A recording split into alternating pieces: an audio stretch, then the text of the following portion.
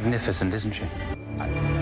Nous ne sommes pas ici à Londres, mais dans le nord d'Israël, dans le centre de recherche et développement de Rafael Industries. Dans le rôle de Q, Noam Barak, directeur du site. L'avenir est déjà là. On ne parle pas ici de prototypes, mais des engins du futur sur le point d'être opérationnels. Pendant qu'on se parle, sous tes pieds, il y a un mini-drone que personne ne contrôle. Il voyage seul, analyse ce qu'il se passe autour de lui en dessous du sol et nous renvoie en parallèle l'image en temps réel. L'appareil peut aussi se rendre invisible en fonction de la mission qu'on lui incombe. Mais ce gyrophare peut également, dans certains cas, être un outil de dissuasion et faire peur. Voyons donc ce qu'il se passe sous nos pieds, et voici ce nanodrone. De la taille d'une paume de main, très léger, il dispose d'un cerveau, environ de la taille de ma montre. C'est un outil autonome, il peut réfléchir tout seul. Dans le cas où des terroristes retiennent un soldat en otage dans un sous-sol d'une maison, est-ce que je peux envoyer ce nanodrone faire un premier repérage? C'est un exemple. Autre cas, une équipe de secouristes veut savoir ce qu'il se passe sous les décombres. J'envoie l'outil pour savoir s'il reste des survivants. Nous pensons toujours opérationnel. Et puisqu'on parlait du futur, il attendra jusqu'à ce qu'on lui donne l'ordre de bouger. C'est ça le futur des zones de combat.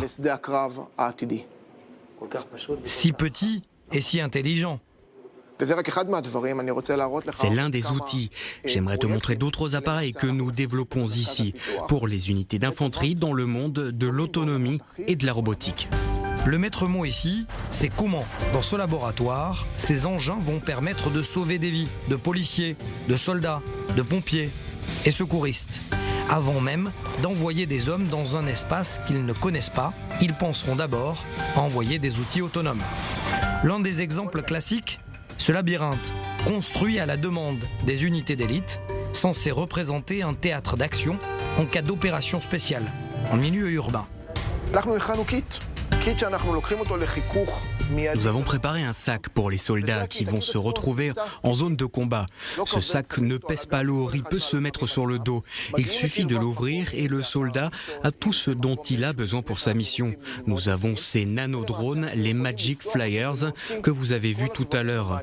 Et puis vous avez ce Magic Fly de plus grande taille qui peut mener à bien des opérations plus élargies. Terminez les joysticks. Il suffit d'avoir une tablette et vous pouvez contrôler également tous les outils à l'intérieur du sac.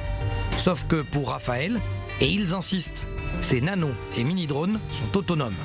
Ce Magic Fly est capable de contourner un mur. Il est seul capable de sortir d'un labyrinthe, de trouver la salle où se trouve un otage, par exemple, de déchiffrer un texte, même dans l'obscurité. On lui demande surtout de reconnaître, ou plutôt de différencier les cibles des personnes à sauver. Il sert également de premier repérage. Comment? La preuve en image, via cette imprimante en 3D, la cartographie du futur.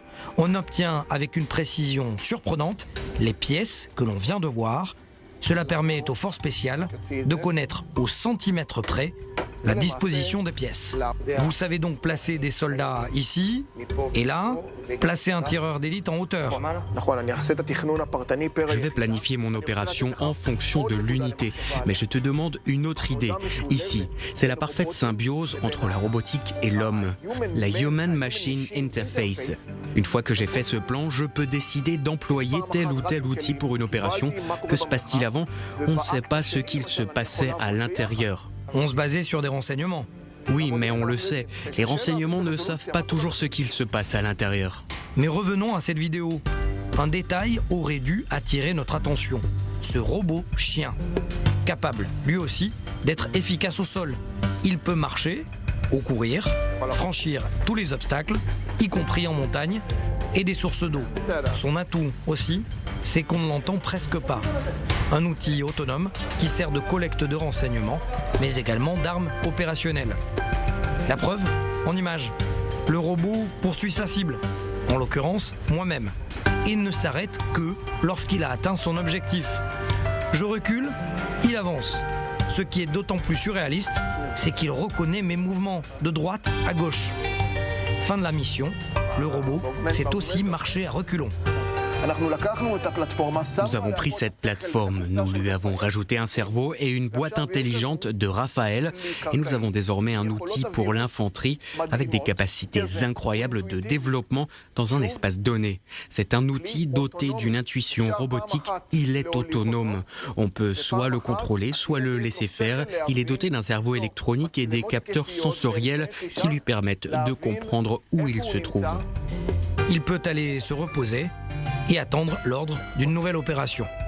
Dernier gadget, ce serpent motorisé. Il devrait être mis en service au maximum dans les prochains mois, 1 an tout au plus. Ils ont vu comment toutes ces parties de l'animal sont distinctes les unes des autres et capables de se contorsionner. La nature est tellement incroyable et tellement complexe que la meilleure manière de parvenir à des réussites technologiques, c'est de nous adapter à ce milieu naturel. Chaque partie du serpent est indépendante l'une de l'autre. Cela signifie que si je coupe l'une d'entre elles dans une zone qui n'est pas celle de la tête, le serpent continue de fonctionner. À l'image de cette maquette qui sert de cartographie aux officiers, ici, il suffit de placer sa main et vous obtenez quelques gouttelettes de pluie et un changement topographique. Comme le disent ces experts, en termes de technologie, le présent, c'est déjà le passé.